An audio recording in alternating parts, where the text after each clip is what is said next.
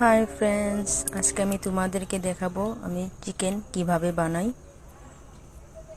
তোমরা দেখতে পাচ্ছ আমি মাংসটা ভালোভাবে ধুয়ে নিয়েছি, কেন ভালোভাবে ধুতে হবে, বাজার থেকে আনা হয় তো।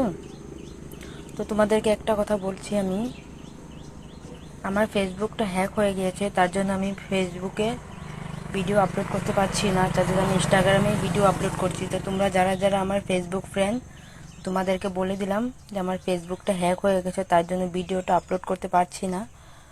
তো টাইম লাগবে কিছু সময়, দেখি। তো আমি এখানে টমেটো, পেঁয়াজ, লসুন, কাঁচা লঙ্কা, আলু এইভাবে কেটে নিয়েছি। তা এখান থেকে কিছুটা আমি বাটবো, কিছুটা আমি মাংসতে অ্যাড করব।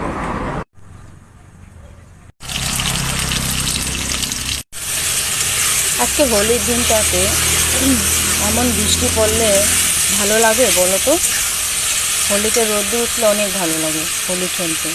আমার একদম মন নেই আজকে হোলি খেলার জন্য, তাই ঘরের ভিতরে বসে বসে আমি মাংস বানাচ্ছি, বাস এটাই আমার খুশি।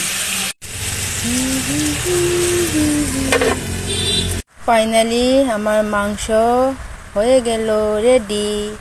তখন খাইয়ে দেখি, চলো খেয়ে দেখি কেমন হয়েছে খেতে।